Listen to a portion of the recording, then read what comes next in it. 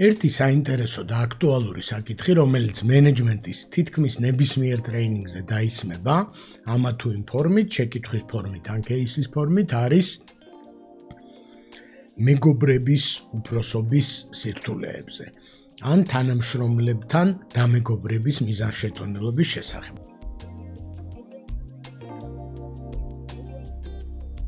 მოდი განმარტოთ, ესე იგი შეიძლება იყოს შეკითხვა, ავიყვანო თუ არა ჩემი მეგობარი სამსახურში, ან ახლობელი, ნათესავით შეიძლება, მეორე თუ ავიყვანე და თუ მყავს მეგობარი, რომელიც მეგობარი იყო მანამდე და მერე გავხდით უფროს უმცროსი, ამ შემთხვევაში რა თავისებურებაა და როგორ მოვიქცეთ და შემდეგი შემთხვევა არის, როდესაც სამსახურში დავმეგობრდით, ანუ ადრინდელი მეგობრები არა ვართ, სამსახურებრივი მეგობრები ვართ. შემდეგი შემთხვევა არის, როცა კოლეგები ვიყავით ერთ დონეზე, მაშინ დავმეგობრდით და მერე ერთ-ერთი ჩვენგანი დაწინაურდა და მოკლედ თავის მეგობრების უფროსი გახდა, მოკლედ ძალიან ბევრი ნაირსახეობა ისმევა და გასაგებია რატომაც ისმევა ეს საკითხი, იმიტომ რომ არ გვინდა, ცხადია რომ მეგობრობა ძალიან მნიშვნელოვანია ნებისმიერი ჩვენგანისთვის და არაფრით არ გვინდა რომ ეს მეგობრობა დაზარალდეს, თუნდაც საქმის ინტერესებიდან გამომდინარე ძალიან ურთხილდებით რა თქმა უნდა მეგობრობას და მეგობრებს და მეორე მხრივ გვესმის რომ საქმე არ უნდა გაფუჭდეს და მე როგორც მენეჯერი და ლიდერი თუ უნდა განვითარდეს, სწორად უნდა ვიცოდე მოქცევა, ასე ვთქვათ, აი ამ რეალობაში, ისევე როგორც ნებისმიერ სხვა რეალობაში. აქვე უნდა ვთქვათ, რომ თანამშრომელი რომ შენი მეგობარია, თუ ეს ნამდვილი მეგობრობაა, ეს არის ორმხრივი ამბავი და ამისი დადებითი მხარეები არავის არ უკვირს. ანუ ყველას ესმის პრობლემები რო გვერდზე გადავდოთ ერთი წუთით, რომ თანამშრომელი თუ იქცევა როგორც თავის უფროსის მეგობარი და უფროსი თუ იქცევა როგორც თავის თანამშრომლის მეგობარი, ამაში კარგი არის ბევრი რამე. ნდობა მოდის ამ მეგობრობასთან ერთად, მოდის მაქსიმალური მონდომება არა სამსახურებრივი კონტრაქტის ხათრით, არამედ მეგობრის ხათრით და ასე შემდეგ. ანუ ბევრი ძალიან პოზიტიური გახსნილი კომუნიკაცია, ბევრი რამის თქმა შეუძლიათ ერთმანეთისთვის მეგობრებს, რაც შეიძლება რთული იყოს თქვათ სხვა რეალობაში ახლო და მეგობრული ურთიერთობის გარეშე. მოკლედ, სიკეთეები რო აქვს მეგობრობას და ახლობლობას ეს ცალსახაა, მაგრამ ამ წუთას და ამ ვიდეოში მაინც ჩვენ რისკებზე დავკონცენტრირდებით, ხო? კითხვაც სწორედ ამიტომ ისმევა, რომ შეიძლება ამ მეგობრობამ ხელი შეუშალოს მენეჯერის მოვალეობის ობიექტურად და ხარისხიანად შესრულებას, ხო? და ასევე ისიც უნდა ვთქვათ, რომ მეგობრობა საერთოდ არ ჭირდება ფავორიტიზმს და ორმაგ სტანდარტებს, ხო?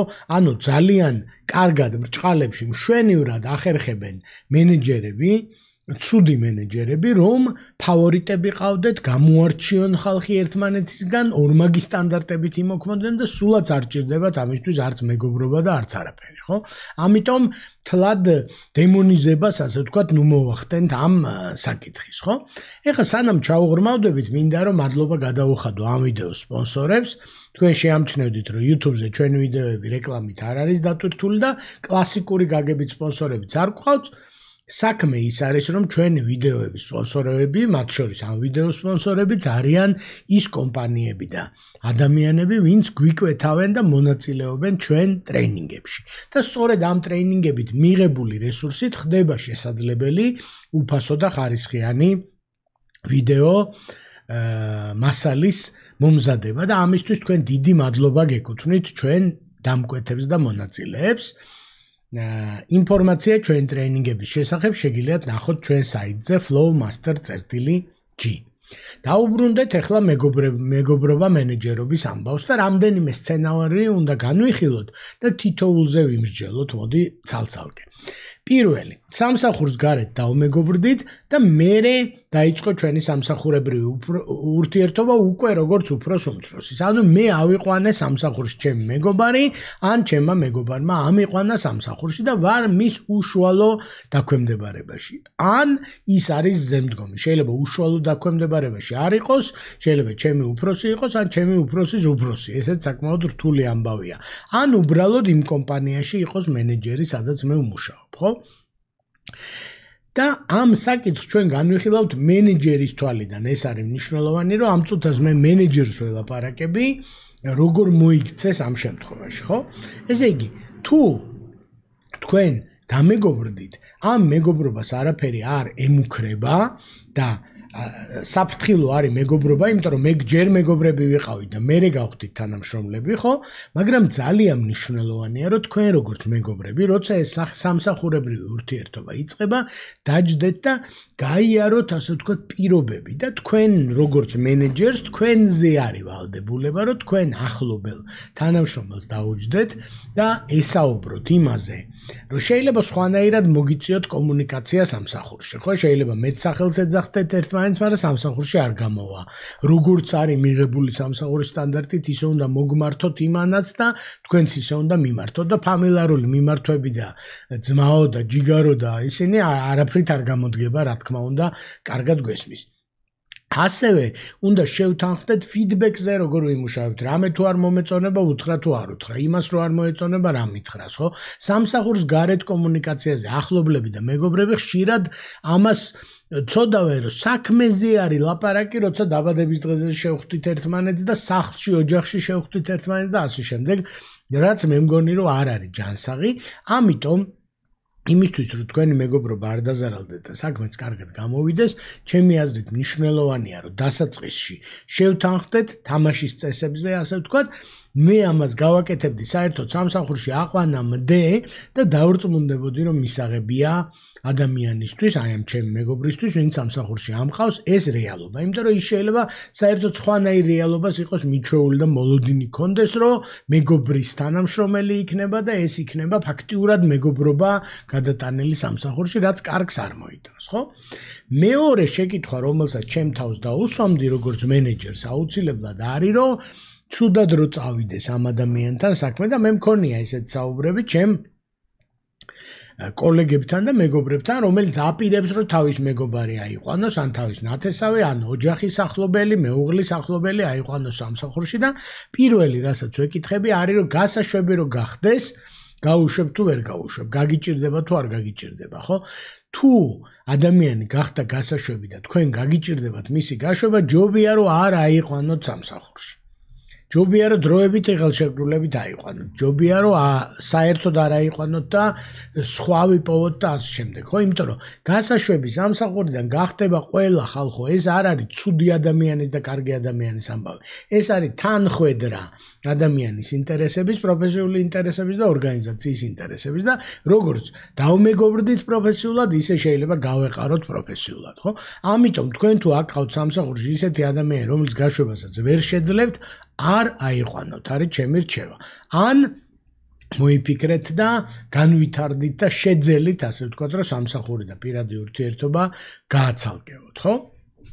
მეორე სცენარი განვიხილოთ ასეთი, რომ სამსახურში დავმეგობრდით, ანუ კოლეგები ვიყავით, ერთ ოთახში ვიჯექით, დავმეგობრდით და მე ერთ-ერთი ჩვენგანი დაწინაურდა და აქ ყველაზე ხშირად ისმევა ესეთი შეკითხვა ან პრობლემა, რომ როგორ ვეუფროსო ადამიანს, რომელთან ერთადაც, ესე იგი, რამდენიღაც წელი ან რაღაც ხანგრძლივი დრო გვერდ-გვერდ მუშაობდით ერთ დონეზე, ხო? აქაც მე მინდა ვთქვა, რომ აი ეს შეთანხმება, გაუფროსების მომენტში შეთანხმება და კომუნიკაცია არის ძალიან მნიშვნელოვანი. მე დაუჯდებოდი ამ ჩემ მეგობარს დაწინაურების წინ და ველაპარაკებოდი, რომ აბა როგორ ფიქრობ, ესე იგი, როგორი უნდა იყოს ეს ჩვენი ურთიერთობა და როგორ ავაწყოთ ეს ახალი ურთიერთობა, იმიტომ რომ გუშინ სხვანაირი ურთიერთობა გქონდა, მიჩვეული ვარ და ორივესთვის კომფორტულია და უნდა გადავეწყოთ, ხო? და მოლოდინი უნდა გქონდეთ, რომ ეს ჩვეულების ამ ჩვევის შეცვლას რაღაც დრო დაჭირდება და ადვილი არ იქნება, თავისთავად ხვალიდან რახან დაგნიშნეს თანამდებობაზე, ხვალიდან არაფერი არ შეიცვლება და სამუშაო გექნებათ. ფიდბექიც მოგიწევთ, კონფლიქტი შეიძლება იყოს იმედია, რომ კულტურული და ცივილიზებული და ასე შემდეგ, ხო?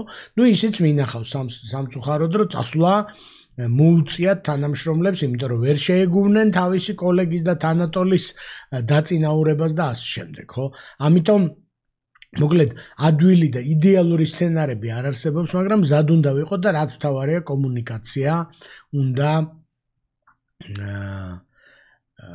კონდეს მეტი, ასე ვთქვათ, აი ამ მეგობრულ ურთიერთობიდან გამომდინარე, ვიდრე ჩვეულებრივ თანამშრომელთან, ხო?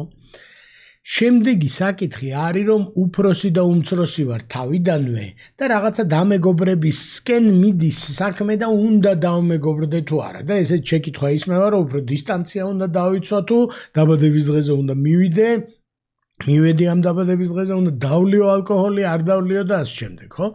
მოკლედ, ამასთან დაკავშირებით მე რავი, ძალიან ახალგაზრდა ვიყავი, როცა მენეჯერი გავხდი, 1995 წელს მივიღე პირველი მენეჯერული თანამდებობა, რა ვიცი, 30 წელი გავიდა უკვე და ჩემი მეგობრების მენეჯერი გავხდი. ანუ გავხდი ჯგუფის უფროსი, რომელიც ჩემი მეგობრები მუშაობდნენ და მას მერე ძალიან ბევრ კომბინაციაში ყოფილ ვარ, ასე ვთქვათ, მეგობრებთან და ახლობლებთან და დღეს მაქვს სტანდარტი, რომ დიდი სიამოვნებით ავიყვან მეგობარს და ახლობელს სამსახურში და ჩემი თანამშრომლის მეგობარს და ახლობელსაც იმ პირობით, რომ თავიდანვე თამაშის წესებზე შევთანხმდებით და შევთანხმდებით, რომ გაშვებაზე პრობლემა არ იქნება და ასე შემდეგ და გახსნილი კომუნიკაცია გვექნება, ხო? ანუ სწორი გზა არის, რომ ორივე მოვალეობა შეასრულოთ პირნათლად. ხო, დაუმეგობრდე თუ არა ჩემ თანამშრომელს, დაუმეგობრდით კი ბატონო, მე საწინააღმდეგო ამისი არაფერი არ მაქვს და რა ვიცი, ჩემ ყველა თანამშრომელთან თქო ვერ ვიტყვი, მაგრამ ძალიან ბევრ თანამშრომელთან დავმეგობრდი.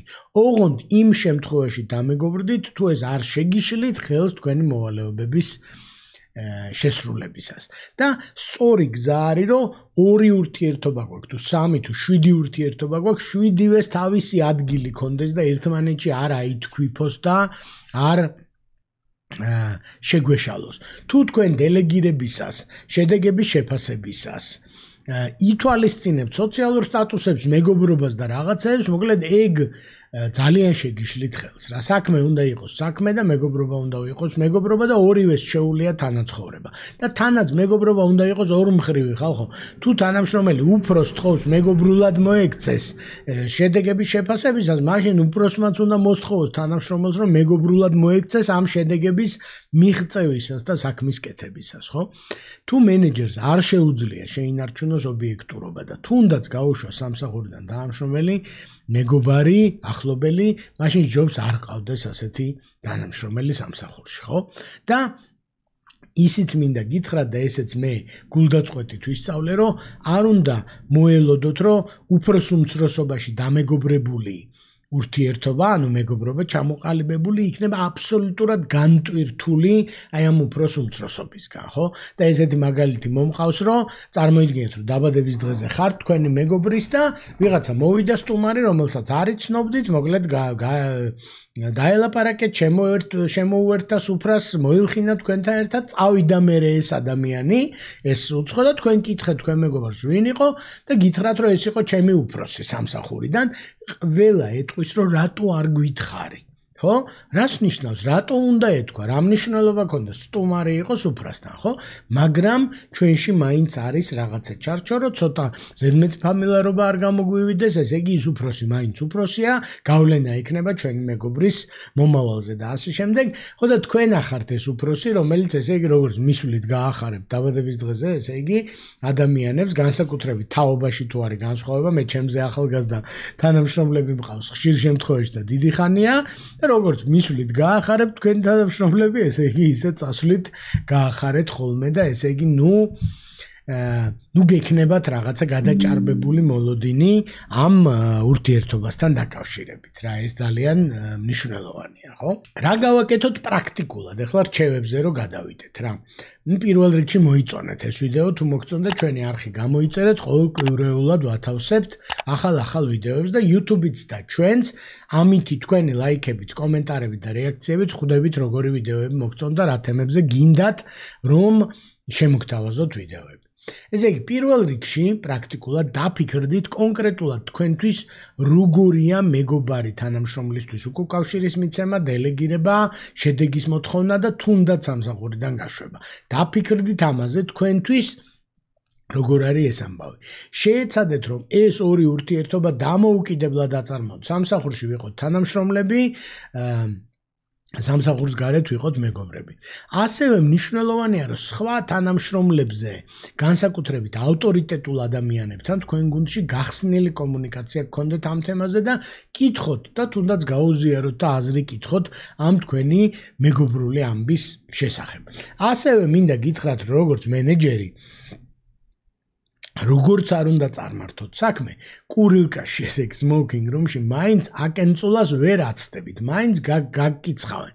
თუ არა მეგობრულად მოიქცევით, მაგისთვის გაგკიცხავენ, თუ მეგობრულად მოიქცევით, მაგისთვის გაგკიცხავენ, არაფერს ერთ დღეს ერთს თუ იზამთ, მეორე დღეს მეორეს, მაგისთვის გაგკიცხავენ. ამიტომ ესე იგი მეგობრები ყავთ, არ ყავთ, აკყავთ სამსახურში, არ აკყავთ, კურილკაში მაინც აკენწლავენ და მაგ მიზეზით არ ინერვიულოთ, მაგასთან დაკავშირებით არ ინერვიულოთ, თქვენ იყავით მართალი თქვენ თავთან და თქვენ იყავით მართალი თქვენს ავტორიტეტულ და საპატივცემულო თანამშრომლებთან, ხო? და დარწმუნდით, რომ თქვენი დაქვემდებარებული მეგობრები არ ცდილობენ ამ ურთიერთობის ძალმხრივად გამოყენებას, ხო? ამ წესებს თუ შეძლებთ ადვილი არ არის, მაგრამ თუ ნაბიჯნაბით შეეცდებით, რომ ეს წესები დანერგოთ, დარწმუნებული ვარ, რომ ძალიან თავისუფლად შეძლებთ, რომ თქვენი მეგობრებიც ყავდეთ აიყვანოთ სამსახურში, უკვე არსებულ თანამშრომლებთანაც დამეგობრდეთ და დიდხანს მრავალი წლის განმავლობაში შეინარჩუნოთ ჯანსაღი და პოზიტიური ურთიერთობა სამსახურში კარგ შედეგებთან ერთად. მე ამაში დარწმუნებული ვარ, კვლევაც ამას ადასტურებს და თქვენც აუცილებლად ამის გაკეთებას შეძლებთ თუ შეეცდებით და თანამიმდევრული იქნებით. ეს იყო რაც მინდოდა ამ ვიდეოში მეთქვა, მადლობა ყურადღებისთვის და მალე შევხვდებით შემდეგ ვიდეოში.